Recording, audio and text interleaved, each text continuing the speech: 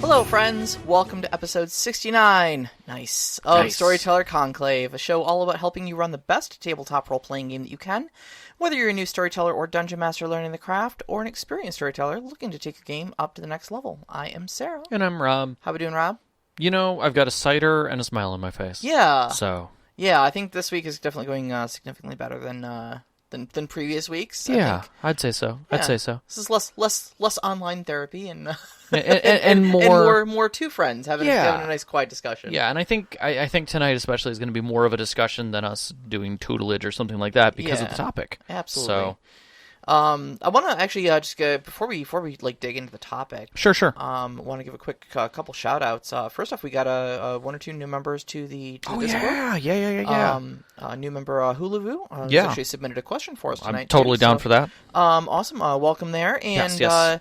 So recently, Sean and I started playing Eve Echoes. So online. Spreadsheets, the handheld game? Yeah, Spreadsheets, the handheld game. Okay, yes. fair enough. It's a kind of a version of Eve Online for the mobile platforms. Sure. Okay. And I casually dropped in our Discord today that we do this podcast, so we might have a few of my spacefaring welcome friends. them along. Welcome as well to those. I don't think Eve is a very RP, but it does tend to bleed a little bit sometimes. It bleeds a little bit, and you know what? Just like a lot of MMO style games, it attracts a certain type of player, and there was some good discussion in that Discord about other people's role playing histories and such like that. So that's fantastic. Big shout out to my friends from the Red Hand. If you're listening. Welcome. If you are here, welcome. We raise a glass to you. So. Mm-hmm. Now tonight's topic. It's a contributor topic. Yeah, so if you are a contributor level on our Patreon, one of the perks that you enjoy is the ability to suggest show topics to us. Yes, and 9 times out of 10 we say sure. Yeah, so one of our contributors, Knox in the Box, has given us this great little suggestion after our system spotlight on Adventure Tales of the Aeon Society. The question kind of put to us was, he says, now I'm curious about a show on doing space games. How adventure-y can you get with those, and how fast and loose? For example, an old puppet show I love, Fireball XL5, old as in black and white TV. And puppet show. Right, I know. The creator couldn't put space helmets on the puppets because it messed with the strings, so he had them just take, quote-unquote, oxygen pills and go out into space. Mm-hmm. Can you make weird rules like that in your world? And, I mean, the short answer is yes. Yeah, you totally can. Good show, Rob. Yep, that was great. But the obviously the longer answer, Rob and I both had some opinions on that. We did. I think we our brains went in separate directions. We each typed up similar essays in the Discord. Because when you make the contributor channel, when you make your contribution, we talk back and forth a little about it, just so we can get a better understanding of it. And sometimes that Sarah and I can argue. It wasn't an argument. I don't think we argued. We just had two different takes on the topic, both equally valid, neither excluding the other. But... Right. And what was interesting was probably not even a month ago, I had been watching and reading a couple different people posting in YouTube and a couple of discussion topics about hard and soft storytelling. Yeah. And so my brain was in that wavelength, which was funny what you brought up, not what I was actually thinking. Okay. So it's funny how I shifted gears. And so we'll describe our takes, and then we're going to get into this. So my take on it was that Knox was really talking about for systems that have very hard and fast rules when it comes to things. For Shadowrun, what we call crunchy systems. Yeah, crunchy systems. Yeah. Where it's like you have fall damage, and this is how you calculate it. You have rules for ricochet, or if you're an old school Shadowrunner, chunky salsa. Where a grenade goes off in a room, things are going to happen. How small is the room? How strong is the room? I didn't ask you how big the room was. I said I cast Fireball. Exactly. So there are some systems that are very crunchy about their rules, and the question is how soft can you get with those rules to accommodate your story so that you're not, working so hard at it. Where those pieces don't become stumbling blocks, and how quickly do you have to shift systems? Yeah, where you stop playing a role-playing game and storytelling, and you start playing a reality simulator. Right. Whereas you kind of brought up... So what I brought up, the ideas of hard and soft sci-fi, and then extended that into like hard and soft fantasy and stuff like that. And that is the concept of how magical and hand-wavy is your technology or magic or otherwise fantastical elements in your storytelling. Do you have rules for how they work? And, are they based on physics or real science or anything like that? Could you write a technical manual about the thing that, that is the fantastical element in your Right. story? Or is it just, it works, it's magical, it's technology? Just bounce it off the deflector shield. Bounce it off the deflector shield. Grab a tricorder. Yeah. What does a tricorder do? It scans things.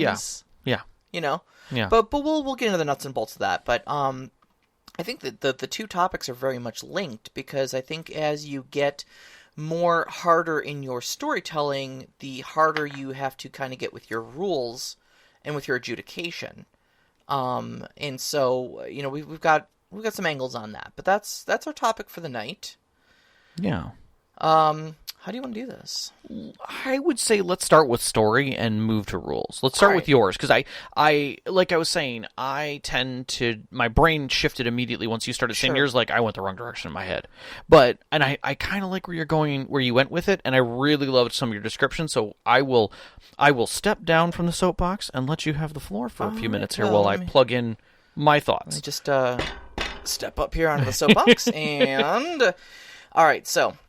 Hard and soft storytelling. I just kind of gave you a rough example of it. And when you're talking about storytelling, you're really kind of talking about world building, setting really. and world building. Setting and world building really more. Yep. But it does kind of bleed into storytelling as well, because we'll bleed to it. Because how you tell your story based off of this and the details that are important to your story are very largely based around this. So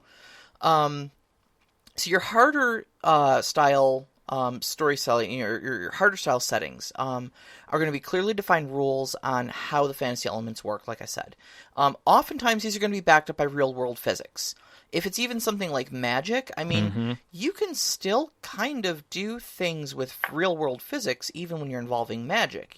Even if whether you're using technology or magic to, say, superheat the air in a room. Sure. You can then extrapolate that into real-world physics of it will have certain effects. Air will expand or contract in certain ways. It will have this effect on the physical objects depending on their composition, etc., etc.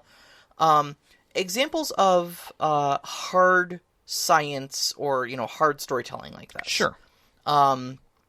So, for example, Isaac Asimov, I believe, was pretty hard in his storytelling. He was pretty crunchy with his storytelling. So a lot of his storytelling had to do with actual honest to goodness implications of robotics. When space travel happened, it was large amounts of time that whole generation ships and stuff like that. An actual term. Yeah, because people lived and died on these ships because it took so long to get anywhere. Yeah, it wasn't warp drive.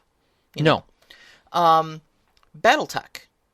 It's very crunchy. We got see.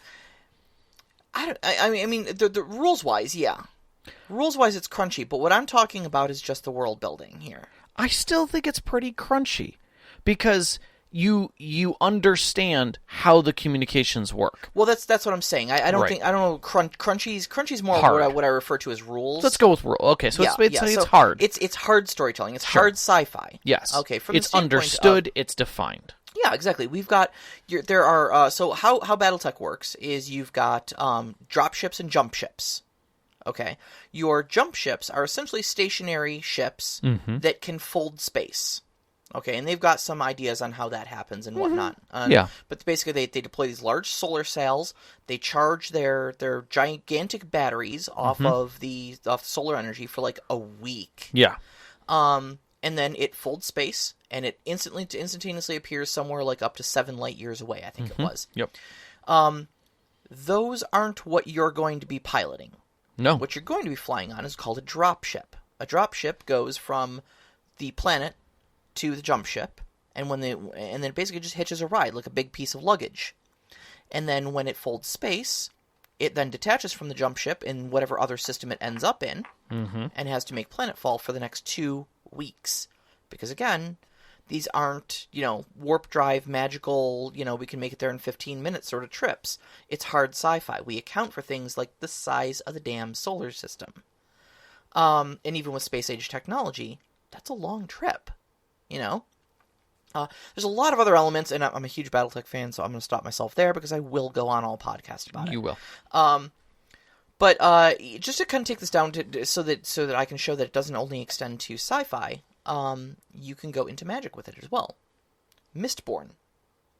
Okay. Mistborn is a series, book series by Brandon Sanderson. There is a role-playing game attached to it. Mm-hmm. Sean actually has the book for it. I've never played it, though. I've never actually looked at the rules for it. Okay. Might actually be worth looking at, though. But anyways, Brandon Sanderson is largely known in the fantasy writing genre as one of the best people at creating magic systems. Okay. Because he does so much world building and crunch with how the system works. Okay. And so you pick up any one of his books, and he's going to have a dozen different magic systems in them. Like Mistborn specifically has actually 3 different types of magic in it. Right. But he has hard rules for how those work. Right. And those have serious story implications. Mm-hmm.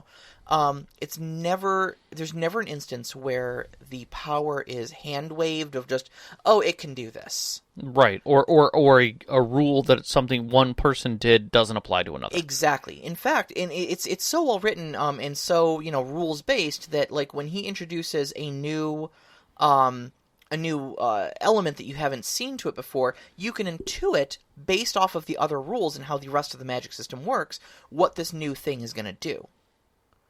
And so that's a great example of, like, a hard fantasy system.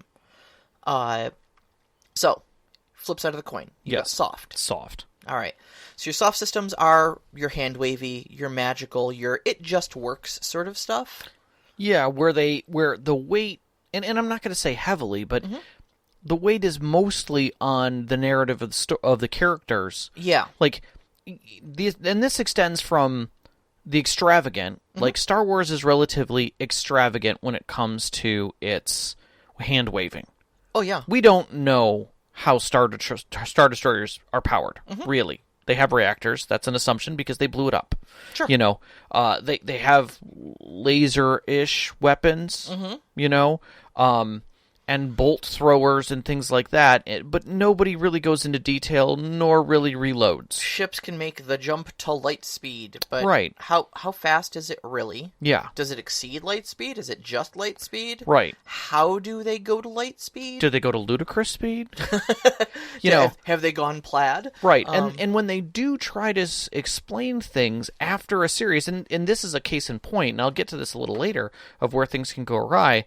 When you add hard rules into an existing setting, it gets weird because it doesn't necessarily fit with everything that's happened thus far. Right. And the thing about soft storytelling is that a lot of times you use soft storytelling in things like Star Wars. Star Trek is also a very soft system. I think it's an exceptionally soft system that has a lot of hard points when necessary. Hard points when necessary. And I actually kind of jotted down Harry Potter is a pretty soft magic system. It is exceptionally soft, and realistically, a lot of people look at it and say it's too soft to do other kinds of storytelling within it. It makes it very challenging because at that point you start like, hey, why didn't you just do X? Because you did it over here to solve Y. Right. Or,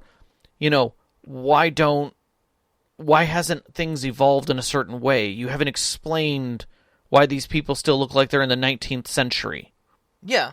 When clearly they should be way more advanced.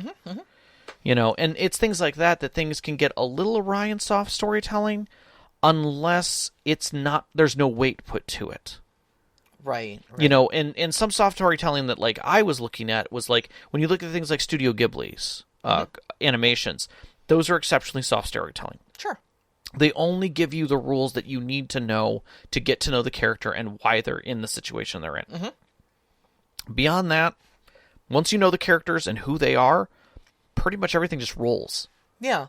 There's some established things that are magical or fantastical in those stories, and you kind of understand them, but they're really more symbolic than anything else. And those symbols are very easy to recognize. And I think in soft storytelling, symbolism is symbolism is almost easier to use. Right. When you use words like deflector shield, your brain already thinks it knows things about that. Yeah, exactly. And that makes it really easy. Whereas you say, where on the other hand, if you're like, well, it's this new element called unobtainium, and you're like, what the heck is that?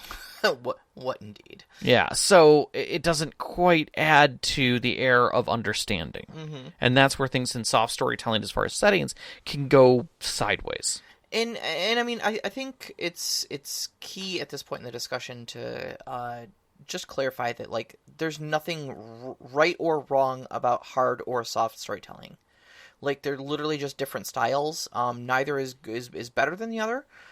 They each have good points and bad points to them. Soft storytelling is prone to inconsistencies because it is very hand-wavy. Mm-hmm. And the moment somebody does start digging into it, and we'll get into this in a little bit, Right. the moment somebody does start digging into it and asking for actual answers, oftentimes you come up empty. Right. And if you have to make them up on the fly, you can start writing yourself into some inconsistencies, which can be exploited later. Right. So usually, like, when I look at soft storytelling, which a lot, if I'm using a pre-existing setting, Mm-hmm.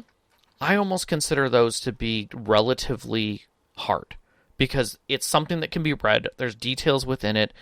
There are things that are beyond my story that are able to be found. Yeah, typically, if you're going to write a rule book about something, you're in your you've already codified those things, and therefore it kind of ventures into hard territory. Correct, because you don't necessarily know who's going to need to read that, what the reader needs out of that story.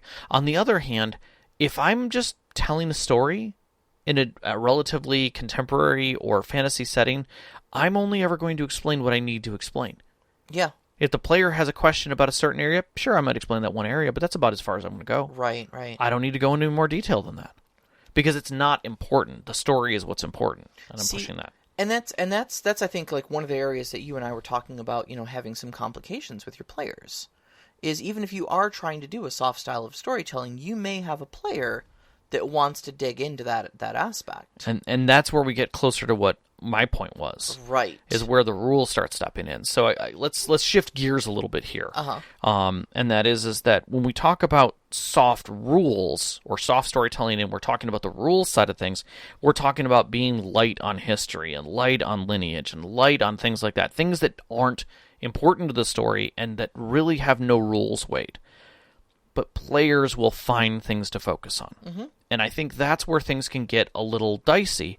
I personally have had experiences where I put something into a story that I thought was just a descriptor, and the person dug into it. Oh, yeah. Like hardcore. And it was something they were very interested in as a person, not necessarily their character. But of course, we carry weights of our own into our characters every time. Absolutely. I mean, early characters that I played heavy tech characters who were all about computers because it was what I knew, and I would be good at that. And I diversify a lot more now because I want to play something different. I want to be something different.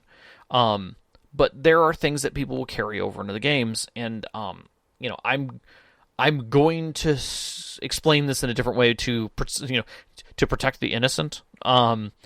Because there was nothing wrong with it. Yeah. But effectively, like, I was describing in a particular general narrative of an area. I was like, you guys enter into the Grand Castle, and there are, beautiful rugs and tapestries, and the princess and king and queen are there, and all the ladies in waiting have exquisitely tooled sashes across their chest that linger down to the floor with tassels hanging off of them. And that person basically leaned in and was just like, so what color are the tassels? And I'm like, what? And they're like, are they brocade or braided tassels? Are they using like a silk thread or? And I'm like, they're cotton tassel. I don't know. What's the thread count on the sashes? Yeah, and then for like the next 4 games, they're trying to negotiate ways to get the sashes, to examine them so that they can replicate them and start, I don't know, giving them to other people. And I was like, why does this have so much weight to you? Right. And then it dawned on me that the person does a lot of sewing and, has started getting involved in communities where they're making their own fabrics and such. Like and I'm like, SCA, I'm like, oh God, it's what they're interested in. And I just literally handed them a visual. So it's like, this has nothing to do with my game, but it has everything to do with what they're interested in. And I had to kind of pull, and I literally stopped using those descriptions in my game to pull them away from it, and that was the easiest way to handle that. But that's one example where you're trying to go soft into something, and your players draw you into hard things. Another is where you're dealing with physical rules, and this is where things get crunchy, like we were talking about, where you might have a player in a sci-fi game who's very interested in the air system on the ship and how air gets produced and moved around the ship, and interested in that because they're interested in shutting it down on other ships of a common quality, and they're like, oh, I'm going to use this as a way to attack other ships, and you're like, oh, I mean, that's a clever way of doing it, but at the same time, I'm like, now I need to figure out how the hell an air system, air circulation system on a, exactly 2847 era spaceship works, and what sort of fail safes they'd have in place, and it's like exactly. And so in that, I love that you have ingenuity, but come on. Yeah, and the other harder part of that is that you have to remain consistent. Yeah. So you're literally coming up with on the fly things that you didn't plan for, and rules and physics and math that now you're going to have to continue with consistency. Right. You're creating a crunch that wasn't there before. So we got some chatter in the live chat. Go for it. So Heatsink, that's Sean, says, I guess Fate is soft storytelling, since PC can interject and change things, lore, history, people, some new NPCs, etc. Not a lot is set since the PCs are telling the narrative with the GM. I don't know about that. I mean, it's a narrative-based system. It's definitely flexible. Correct. But I think the level of hard or soft really depends on how you're telling the story. Correct. Like, yeah, your PCs can interject, lore and history and things like that, but can they interject how physics work? Exactly, and that's where... Can they change technology? Right. Well, and here's the other thing is that if you have an understanding with your players about how something's going to go, how a story is going to go, like, for instance, 7th Sea is very heroic. I'm fully expecting my players to survive falls from 60 feet up. Sure. They're going to have to explain how they fell and survived that, whether they landed on a straw cart and whether or not this is, that kind of a situation. Or I'm going to be running games like Shadowrun where literally you're bleeding out. There's a solid chance you're going to die. I can still make it heroic and have a dock wagon save you, but it's going to cost you money, and you're going to be in debt, and you're going to deal with all kinds of other stuff that has to go with that. It comes down to how the storyteller is telling the story. Not necessarily. The system does make it easier when you have a crunchy system to explain crunchy rules. That's still true. Fate is a non-crunchy system, but it doesn't mean that you immediately are assuming everything is not crunchy. That is really up to the storyteller. Again, if I'm watching Robin Hood, Prince of Thieves, and he falls off of a building into a fiery, building below him, the assumption is that he's not dead because it's a heroic story. Because the movie is named Robin Hood. Right. So later on, they're going to get on a catapult and launch them over a wall, which physics tells you that's not going to work. But you know what? Earlier, he fell from 60 feet into a building. No big deal. Sure. In fire and survived it. Sure. No problems there whatsoever. There's a certain understanding of plot armor, but that doesn't mean that, But at the same time, rules... if I'm telling the Expanse style story, and literally some kind of a round shoots through the building and tears a hole through the ship, now there's hull breaches. Now there's air is being lost out of that ship. There was so Sean and I have been watching The Expanse pretty heavily, and there was a real moment that really kind of stood out with the hard sci-fi for me. Not that whole show isn't hard sci-fi, I mean, but they were in 0G, and a bunch of people got injured, and basically one of the people was kind of triaging the injured and said, and there was another person who had very rarely done any space travel or been in any sort of combat or anything like that, came in and said, hey, I used to be a nurse, I'll offer to help. I can watch over them and help save these people. And he says, is this your your first space combat, because these people are pretty much dead. Like, they're in space, there's no gravity, and there's no way for wounds to drain.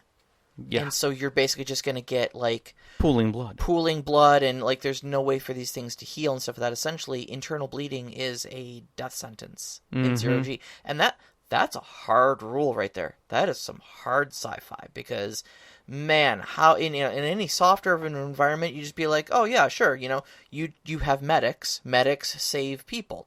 Of course, they're just going to triage them. But, like... Man, I never even thought about the effects of gravity on wounds, and that's some grim stuff right there. Well, and again, when we're talking hard storytelling, we're also waiting in like situations like weather. Mm-hmm. I mean, you can have a very grim story just because of weather. Oh yeah. And we're sorry if you're having some audio issues on MixLR. I got a couple warning messages on our broadcaster here. It's complaining about low bandwidth or something. So we apologize if you're having issues there. I think it's actually on their end, not on our end, because I am not seeing any problems on our end. So I do apologize. So hopefully we'll be able to the recorded stream will be much better for this. We'll continue. Yep. So when we're talking about hard and soft, we're talking about both sides of the coin. We're talking about not only designing your setting and designing your story in either a hard or soft manner, but also your rule set so that your players can have it. And you kind of have to understand who your players are to be able to accept that. Some of your players will not do well in a soft rule setting. Mm-hmm. They need something to latch on to and hold on to. I mean, I can't imagine trying to play Monopoly with soft rules.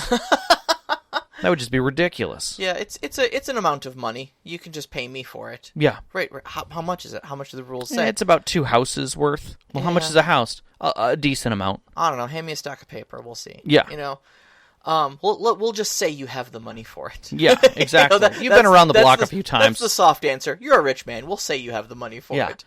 Whereas you get harder, and it's like you have 5 dots in resources. That means that you can afford... And this is where soft and hard gets really interesting. Because I have 5 dots in resources. Okay, does that mean I can afford renting a castle for a year? Or buying a castle? Yeah. Or what? And that's where things can get really gray. I think that's where things can get challenging. So we can go with there. What are your thoughts? As far as what are my thoughts on the overall soft versus hard storytelling and challenges? So, to me, I think it's always easier to go harder than it is to go softer. In my experience, with storytelling in general, you can always stay soft and focus on the narrative and stuff like that, but you're always going to have those players that want to get more granular. Like you mentioned earlier, in a spacefaring game, having a player who suddenly wants to know every detail they can get about how the air circulation systems work on those ships. And it's not because they're suddenly interested in HVAC systems in the 28th century. They're just very interested in, they have an idea. They want to implement that idea to, say, maybe, suffocate the people on an opposite ship if they can override that system. And they have 4 dots in computers, and that's how they feel they're going to contribute. Hack their ship and choke them all out. That's cool. That's very ingenuitive, but... At the same time, now you as a storyteller need to shift from soft storytelling to, there's 2 ships in space, what do you want to do, to now trying to figure out exactly what the mechanics are behind this. And when you invent those mechanics, you need to be consistent on it, because you damn well know that if this is effective, that player is going to try to do it again. Oh, they're totally going to do it again. And he's going to try to manipulate it in other ways as well. Right, and that's where that consistency kind of comes back in. Now, the other thing, too, is I remember a while back, I was playing a video game called Tron 2.0. It was based off of Tron, obviously. Really good game, and it had done a lot of really great things to bring into a video game setting, into a storytelling setting, from the Tron perspective of like being inside the computer system. a lot of modern technology. Like, for instance, at one point in the game, you end up accidentally loading yourself into a PDA, a personal data assistant. It's basically a Palm Pilot. And you're too big for the memory system of that Palm Pilot, and you essentially lock the entire place up, and the operating system spends the entire time trying to get you off of its network because you're essentially destroying it from the inside out. And the entire level is this dinky little 4-room claustrophobic affair, because it's just a Palm Pilot. So they physically represented the fact that this thing is not a huge computer system by making the physical space that you're working with very small and cramped. Oh, geez. And it's essentially trying to shut down the Notepad app, the Contacts app, and like the Calculator app on it so that you can free up enough memory to offload yourself through its I/O port. And I thought that was really great, and I was like super inspired by how they did these sort of things in the game. Yeah. And I thought to myself, like, wouldn't it be so cool to run a role-playing game like that? Like, inside the computer system. And I did a lot of thinking about it. And I mean, I don't know a small amount about computers. Right. Like, I'm a competent computer user. Sure. I am not an IT person. Right. I know enough to do a little bit of IT for other employees at my office who know next to nothing. But I'm not Rob, I'm not the person who professionally does this for a living and like writes my own code and stuff. And I remember pitching this game to Rob and Overwatch, actually, one of our other Patreon contributors, and said, I kind of want to run this game, and to be like all inside the computer system. And Rob and Chris looked at each other and then looked back at me and basically went, yeah, you're going to have a miserable time with that. We know more than you. I mean, it wasn't that bad. Well, but you were blunt about it. I was honest. Yeah, and that's what I'm saying. It wasn't mean. There was no hard feelings. It was just a gentle reminder of like, if you try to put us in a computer system, knowing what you know about computers and knowing what we know about computers. Yeah. We will turn your story inside out, fleece it for its lunch money, and stuff you into a locker. And at the end of the day, you will not have had a good time telling that story. Yeah. I mean, I will agree with that statement. Probably not fleece you for lunch money and shove you in a locker, but yeah, I get where you're going with that direction. Well, metaphorically, you know. But I mean, to put it to a point, it's that you're leaving us something that we're intrigued in. Uh-huh. So if you dangle that out there, if you put that, and you said it beautifully before, if you put a steak with a lion, like, they're interested in the steak. Regardless of what else is going on, that lion is going to become very interested in that steak. Like, regardless. So, like, if you're like, oh, yeah, you're going to go walking into this lion's den with a shock prod, a flashlight, and a steak wrapped to your back. And you're like, that's not a subtle thing. Why is this lion suddenly dwelling on the steak? It was literally only one detail I gave them. Right, well, and now that player is literally going to latch onto that steak for all of its life. So in spite of any soft storytelling I would try to do in that Tron game, right, you guys have the hard knowledge behind it, and you would drag the story into hard storytelling. Yeah.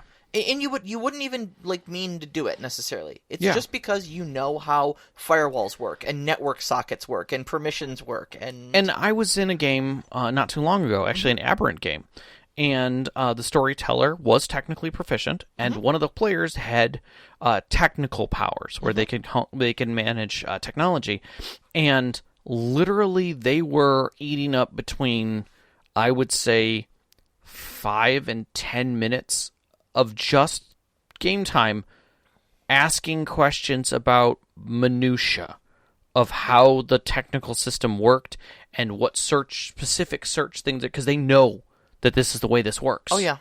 And it was like, yes, you do. I know those things. Storyteller does know those things.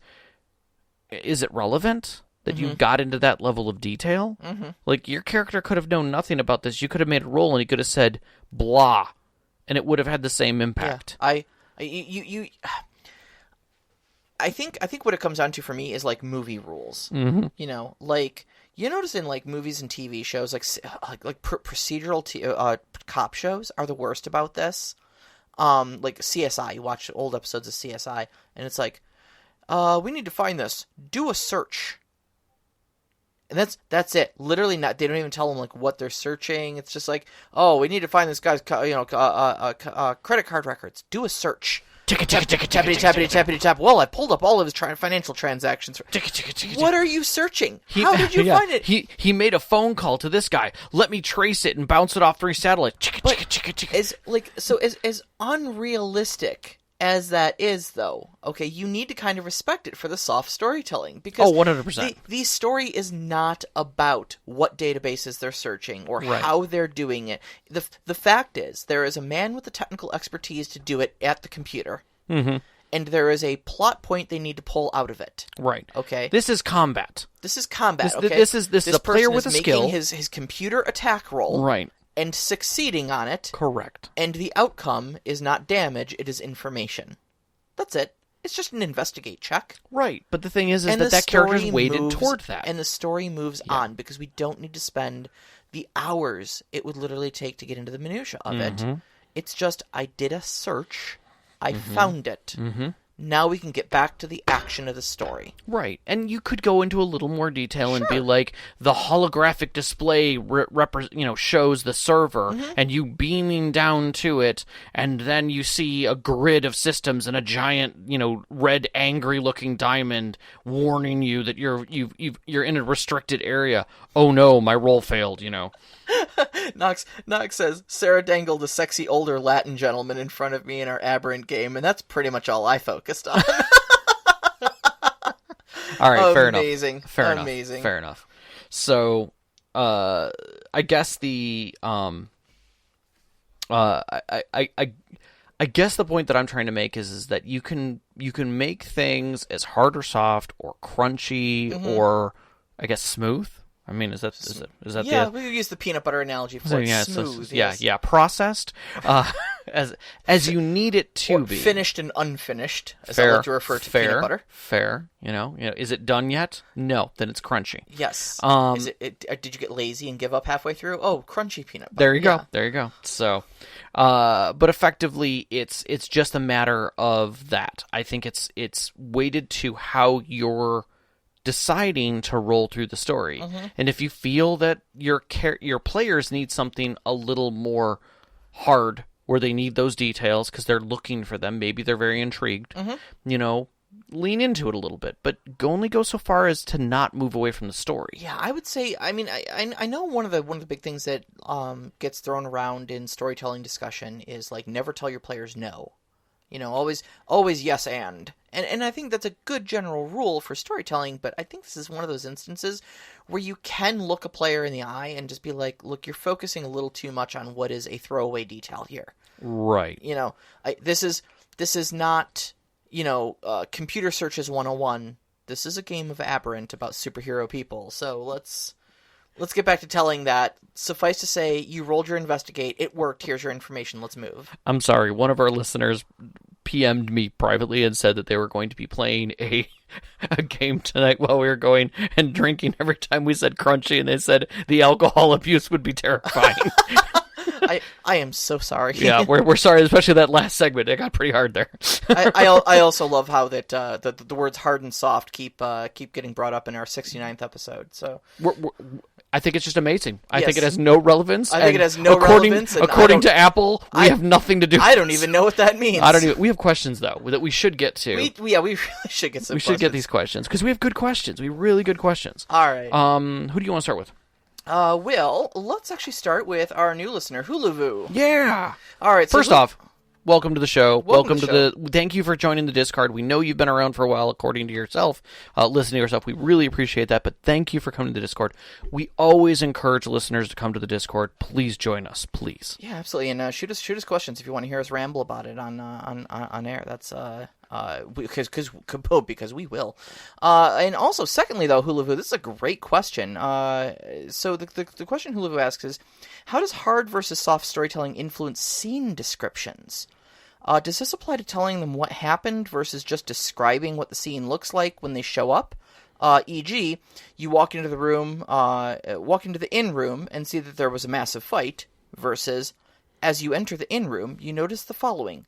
The table is on its side, all the chairs are broken, and there are several gouges in the floor that could have only been made by a blade. The tea kettle has also been knocked over. Okay. I would say yes, it's hard and soft. At the same time, like the first thing that comes into my mind is an investigative story setting. That was the first thing that... And let's set that to the side. So in investigation, there's still that. But when we're talking about hard and soft, to a degree, yes. If you know your players need detail, give them some detail in the narrative. Right. But remember that the most important facts for the plot to move forward should always come from their investigation or actions. That is where the weight should always be. So whatever you're telling them is something that they could completely ignore or avoid. But if they roll an investigation check, or they're doing something actively saying, hey, I'm going to search for this, at that point they're engaging, and that is where plot and motivations come from. And that's where you can choose to be soft or hard in your storytelling and in your setting. And that's really where it comes out. So yes, your flavor text is important to help set the expectations of hard and soft setting, because you're not going to go into detail about, like, this could only have been made by a blade and was a deep cut that, extended from here to here. Okay, great. So now the person's like, okay, well, that was a significantly amount of time describing the blade cut. I'm going to investigate it. So now they're gonna say, okay, well, how long and how deep was the cut? Can I do some measurements on that? And you're like, well, you only know that a Masamune blade could make this cut. And they're like, great. And one of your players might be like, oh, a Masamune blade is this type of blade. It's folded this many times, and it's approximately this long. Was it a katana? And they go into detail about blades, and now you're like, oh, crap. Yeah. But maybe you lean into it a little bit. See, my take on this is that I think you should... tailoring the descriptions to your players, I think, is where I want to go with this. I agree. So... I think you've given two different examples here. You walk into the room, you see that there was a massive fight, versus you enter the room and you notice all the details of the fight. I think that's two different descriptions for two different players at the table. I think someone who may be a little bit less inclined to combat might notice all the small details of, the table is knocked over and the tea kettle's smashed, and what are these weird gouges in the floor? Whereas your seasoned veteran warrior is good. Just no, that's a fight. Like, and I've seen this dozens of times. This is what the aftermath of a fight looks like. And then your social person's just like, wow, the drapes that fell off the wall when they were torn down don't match the carpet at all. This person must not have a very high lifestyle. And now you can describe to the warrior of like, okay, so yeah, you instantly recognize this as the signs of a fight. Right. Rogue, you notice that there are shallow cuts here and there. These are marks that would be made by a short, swift blade like a dagger or a short sword. Blade didn't have a lot of weight and made slashing motions.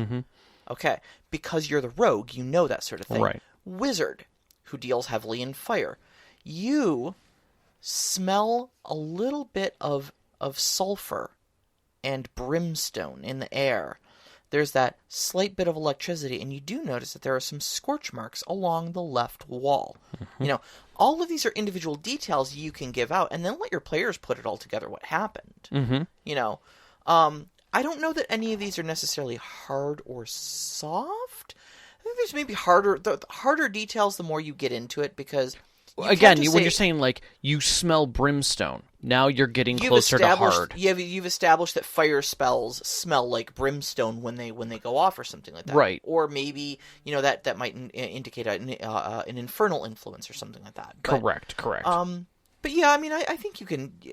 I think it's important to tailor your descriptions to your various players, what they would notice. Their character would notice. Yeah, what their character would notice. But yeah, I think you can get a little hard storytelling with it. Yeah, just remember that you have to be consistent. And if you're going to give something like that up, specifically when a character researches something and then makes a, geez, guys, yes, I made the comment. Yes, I'm going to let it slide. For those of you who are listening, I did make that comment. It was blatant. I'm stepping away from it now. Anywho, I'll get regardless.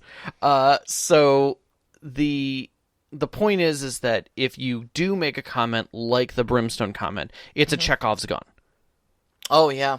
And you have to be consistent with it. Yeah. So, sure, you make a brimstone comment, and then maybe 2 scenes later, you have a guy literally, like, walking away, and they see bits of dust hanging off of him, and someone leans over and, like, that's brimstone. Mm-hmm. That guy's a demon. For those of you not aware of what Chekhov's gun is, it's the philosophy that if you show a gun in the first act of a play, you have to have somebody shot by it by the third act. Correct. If you're going to put a detail in, use it. Correct. It has to have a use. And so that's where Star Trek really does a good job of that, is that most things are soft storytelling until they use a new term. And then that new term is the Chekhov's gun of that term, or the Chekhov of that game, as the situation be. So you'll always find that. Now, they may reuse it again later as a catch-up, and that's great. That's good storytelling, is when you bring stuff back. And reiterate, you're like, oh yeah, I remember that situation that happened here. We might have that happening again. That doesn't mean it's going to be a Chekhov's gun again, but that's building upon your storylines. Yeah. But anytime you do that, remember, be consistent. Yep. That's the key. All right, you want to grab another question? Sure. I'll just go up. Overwatch asks, how does hard versus soft storytelling affect pre-game setup? Things like world building or campaign design. Oh my god, so many wiki pages. So many wiki pages and like odd YouTube searches. Like when you guys were going into Coalfell, the coal mining town in my game, there's a little village, and I had to look up all sorts of stuff about what coal mining actually looked like so I could describe the town to you. Yeah. And so, yeah, I described like the big vats of water that they would keep in and stuff like that to soak it from keeping it from blowing up. Right. And also it washes all the ash and stuff like that off of it so that you only end up with the big chunks of it. Right. Because that all sort of sits to the bottom, but the coal floats. Right. And, you know, I mean, like, I learned a lot of stuff about that. And then even still, even with all the stuff that I accounted for, you guys still took it one extra level of hard storytelling after that, because you ended up fighting the monster in that encounter in the coal mine. Yeah. And it was just in the entrance, but, Yeah. you went into the mine to fight it. And one of the first things, and I don't remember if it was you or if someone else said, was like, oh crap, Tristan, you cannot be firing off your fire spells in here. There might be coal dust in the air. You could light this entire place up. Yep. And the moment you said it, it had to be real. Yep. Like, I had to be like, oh yeah, no, that's totally a thing. And then I had to quick invent rules for how that would happen because it was too cool. Yeah. Not like, and it wasn't even that I was obliged to. It was just that it was too cool of an idea, and I didn't think of it. So right. And a lot of times your players will create hard setting pieces. And what happened in that moment was you guys upped the dramatic tension for me. Okay, you used hard storytelling you injected that into a setting that I intended just to be a horror encounter with a gibbering mouther. Right. Okay. But you injected more dramatic tension by taking it that extra hard storytelling level. And I wasn't going to just leave that on the table. Right. I wasn't going to not make it a thing. I wanted it to be a tense encounter. So when you said that, I was like, well, that has, like, yeah. Yeah. Now you guys are all operating under the, because you said it, they're all operating under the impression that that's true now. Yeah. And to get back to Overwatch's question, because we kind of danced away from it. In the pregame setup of any game, especially when you have hard storytelling, in the setting and design, which is what I'm going to focus on this one in the world and the campaign, when you have a hard setting, you're defining things down to a detailed level beyond what the players are going to request. So you have to know the lineage, you have to know the history, you have to know the timeline, you have to know why certain things are occurring, so that the players can play into that as deeply as they want to go. Yeah, yeah. And that's where it can get very challenging. At the same time, defining those things to the nth degree and making sure that it works within the format of your story kind of makes it easier later to answer those questions. Whereas with a soft storytelling, which we really tend to do, in all honesty, we tend to do it, we're answering questions as we go and making notes. You're writing names for people in towns and then being like, okay, this person's this, they sneeze, and they're married to this other person. Yeah, exactly. And then, okay, so now that's a thing. That is a hard rule in the system, and is canon, if you will, instead of you having that whole town pre-designed with all of the with all the people and all the things in it, so that if they enter this room and talk to this person, you already know who they are. I think it's a tricky balance to get. Honestly, it's something to that I don't know that we would be able to like relate. It's something you kind of got to get through. I think experience. I want to say early on, I personally leaned into doing hard. Oh yeah, because I was worried that I wasn't going to be prepared. And that's I think where most storytellers start, is you start off hard and you define everything so that when the question is asked, you have the answer to it. And then you slowly realize how much of that was unnecessary. Yeah. And then you can slowly back your stuff off into a soft storytelling style, but still kind of have your pertinent details that you know are going to get asked down. Yeah. For instance, I tend to have 5 NPCs in any given location that are probably your more pertinent people. Like I always have a town guard, someone who's a leader there, like a blacksmith, a shopkeeper, an innkeeper. Sure. Things like that. Because these are common places you guys are going to go. And if you instead go to, I don't know, the cart shop instead of the leather worker or something like that, even if I have this person written down as a leather worker, they're the cart right now. Yeah. Scribble, scribble, important. quick note, boom. But I've still got a name. I've still got a personality to give you, and I can wiggle stuff around a little bit. It doesn't have to be that way. So let's keep going. I'm going to get a few more of these in before in the last 7 minutes here. Oh yeah. So grab another one. All right. So we actually have 2 from the Mad Elf. I'll grab the first one here. How much discussion do you have with your players when planning the game about how hard or soft the game setting and mechanics will be? I definitely bring it up now. Like, if it's within the design of the song. Like, for instance, I don't have to explain to you guys that 7th Sea is going to be a soft mechanics game. And it's going to be very narrative. Usually when you're talking about a game system, you're talking about its majority of its style. Okay, and what it's going to be like, and how scenes go, and how narrative they are, and how comfortable you kind of are in those stories. But I think it's necessary to always bring that up with your players. I don't think you can step away from that. Especially for, mechanics. Yeah. Setting, you can be a little loose with it, but if you don't hand them information, give them lore, things like that, it's going to be kind of obvious that it's going to be a softer setting. Yeah. I really don't know how to answer this one, because I feel like I always do at least a little bit of hard storytelling first off, and I like to tend to have things grounded in reality so that we all have that sort of internal consistency to work off of. I don't generally like soft storytelling that's hand wavy. At least from me telling the story standpoint. I'm a huge fan of Star Trek and stuff like that, but I don't know that I'd necessarily have that discussion. You do, but you don't realize you're having it. That might be it. It's become second nature with you. Okay. I mean, can you give me an example? Like, because I don't. Your last game was hard storytelling. Your current game is kind of hard storytelling as far as the setting goes, because you give us lots of lore. That's true. Okay. You hand that to us. You explain to us that, hey, if you want to know more about this, here's where you can go.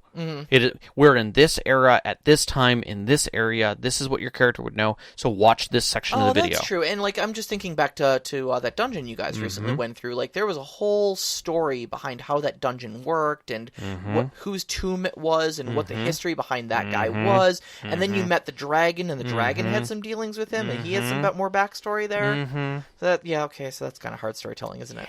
Yeah, okay, that's fair. It's not squishy. That's fair. No. That's actually very fair. Yeah. So the second question is, some setting systems lend themselves to being very specific, hard, soft. Shadowrun, for example, has a detailed information about how both magic and technology work. How do you adjust to settings which are very hard or soft to be less so, and why might you do that? I would streamlining gameplay. I would say, yeah, you're trying to get to what's important to you. I streamline 7C at times because I want to get through, like, we don't usually do dueling in 7C. I've done it in specific scenes, but for the most part, I stay away from it because it is time-consuming. Yeah. And it is not really what my players want to do. Yeah. So I don't lean into it at all. And not only is it time-consuming, but it's only one person typically versus one NPC, so literally everybody else at your table is sitting there just spectating during that time. Exactly.